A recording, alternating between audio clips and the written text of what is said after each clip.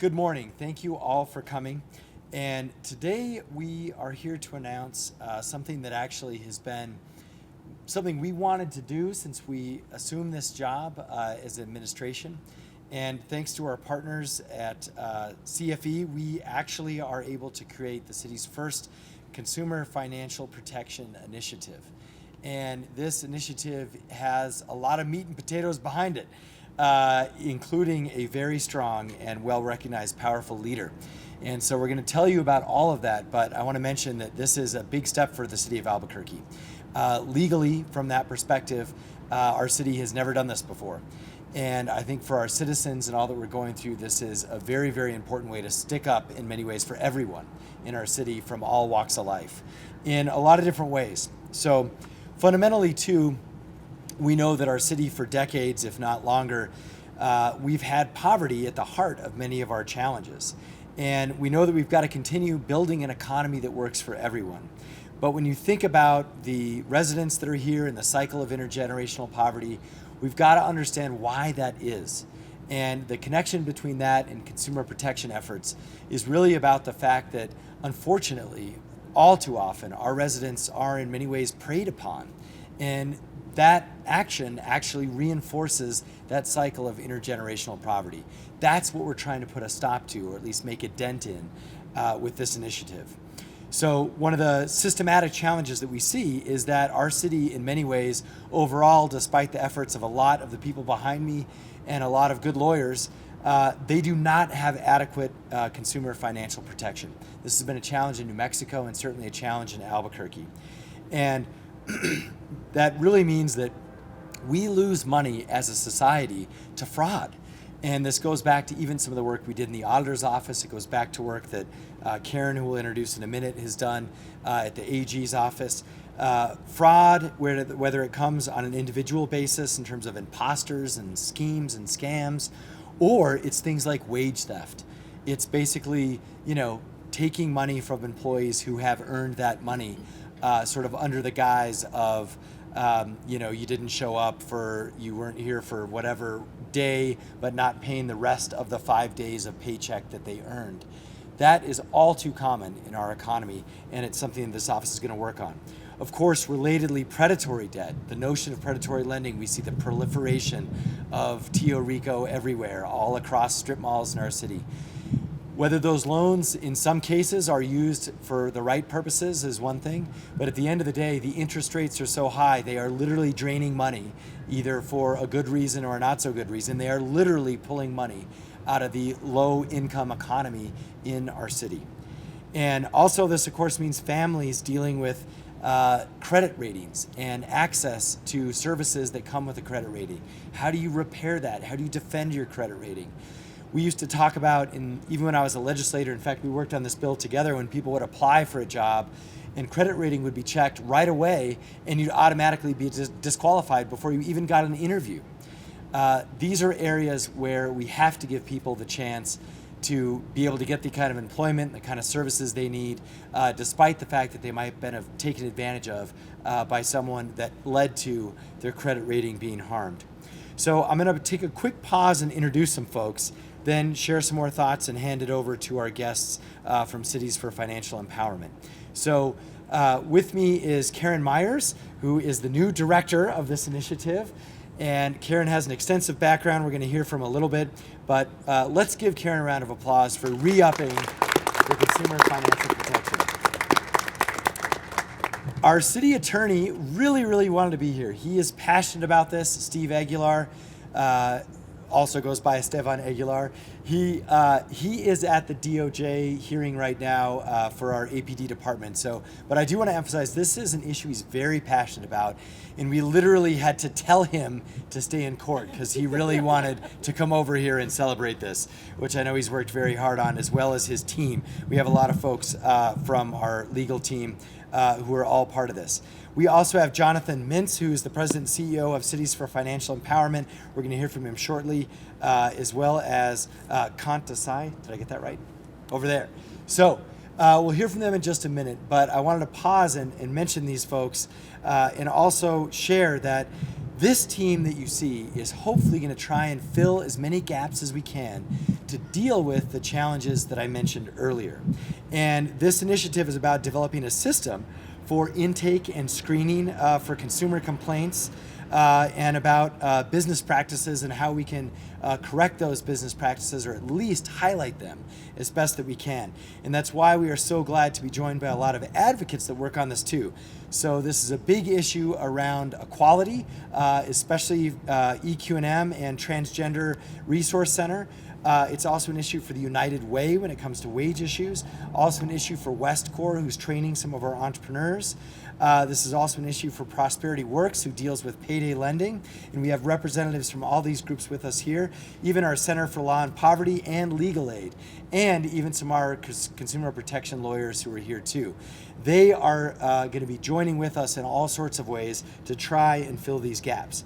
Also, they're going to help us with public outreach to try and target folks who've been taken advantage of or may not even know that they were taken advantage of in terms of consumer protection issues. Lastly, we want to develop a public enforcement strategy to really address consumer risk and violations with our partners in law enforcement. So our goals are really to respond to consumer problems through legislative and enforcement actions, and where appropriate, to protect consumers. We want to help everyone in our city, all Burqueños, learn and understand how to avoid consumer fraud and predatory practices in the marketplace. And we want to build a more equitable community and economy for everyone in the city of Albuquerque. So to talk more about how we're going to do this and how this is happening across the country through efforts of Cities for Financial Empowerment, I want to introduce Jonathan Mintz. And part of the funding for this program comes from them. So a big thank you and welcome. Thank you for making this happen. I worked for a mayor in New York for 12 years, and I know that being brief is very high on the scale. At least it was with Mike Bloomberg. Okay. No, for me, following a mayor, I mean, you were great. You were great, and I've learned I can't do better. I just want to say, we're really thrilled about what's happening here in Albuquerque. As the mayor mentioned, we work across the country with cities that are tackling people's financial circumstances, and the mayor's absolutely right. At the end of the day, as hard as you work to build up people's finances, as hard as people work to build up their finances, the simple truth is that while most businesses are doing right by them, there are predators out there, and those predators are stripping away those gains. Today, the mayor is making a really important announcement to Burqueños, which is that the city of Albuquerque understands that and is going to have your back. And I think that's a big deal. I congratulate the mayor and his team. You've put together amazing partners to make that work, and we're delighted to be of help. So congratulations, Albuquerque. Thank you. Yeah. Thank you so much. And now our new Consumer Financial Protection Initiative Director, Karen Myers. Thank you. I want to start by thanking Mayor Keller and his team, Sue Denaire, the CAO, and the City Attorney, Steve Aguilar, for giving me this opportunity. I am so excited to work with the city, and it's very talented folks, to move forward on something that could really make a difference in our community. I want to also acknowledge the incredible work that CFE is doing across the country with other municipalities like Albuquerque to look at consumer financial protection initiatives and implement meaningful programs for their communities. Finances play a critical role in everyone's life, and most families in Albuquerque live paycheck to paycheck, and they are at risk from unfair and deceptive practices that exist in the marketplace, in the financial services marketplace particularly, and from scams that operate to defraud people of their hard-earned money. We also know that small businesses can be victims of this type of consumer fraud as well. What we will do is work to level the playing field for families, individuals, and small businesses in Albuquerque, and to assure fairness in the marketplace. We want to gather information from our community and from our advocate partners and our community group partners to identify the most critical consumer problems that exist for families and individuals in New Mexico and specifically in the Albuquerque community. And then identify ways to effectively respond to these problems and strengthen the protections from consumer fraud and unfair and deceptive practices. We're kicking off today and tomorrow with meetings with community groups, with consumer advocates, and city stakeholders. We're going to be reaching out to small business organizations, and we intend to work closely with our partners in the state and federal governments to make sure that we leverage our resources most effectively. Over the next few months, we'll be building resources that will be building on resources that are already in place at the city level and enhancing the role that the city can play.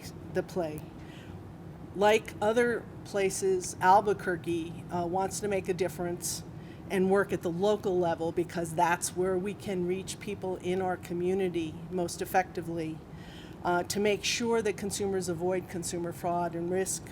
And we intend to work closely with the community to make sure that we provide and strengthen the legal protections available. We look forward to this, and thank you very much for being here. I also want to acknowledge we have a large group of about 20 organizations that will be meeting with us this afternoon. A number of them are here today. I think, I'm not sure I have the whole list, but we have Prosperity Works, Equality New Mexico, United Way, West Core, Legal Aid, the Center on Law and Poverty, and a number of other groups, and we thank them for joining us.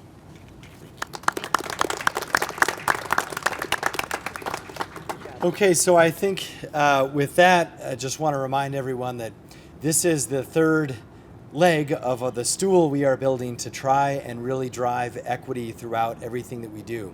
The first one was creating our Equity and Inclusion Office. The second one was creating our Civil Rights Office. And now this is the third piece of what we believe soon will be one of the strongest equity initiatives in the country from a holistic standpoint. And so I want to thank everyone who's been involved with those. And we'll take a couple of questions if you have them, or if not, we can do them one-on-one. All right, we'll do them one-on-one, or say have a good lunch. Thank you. Thanks everyone for coming out. Yeah, great job. Congratulations.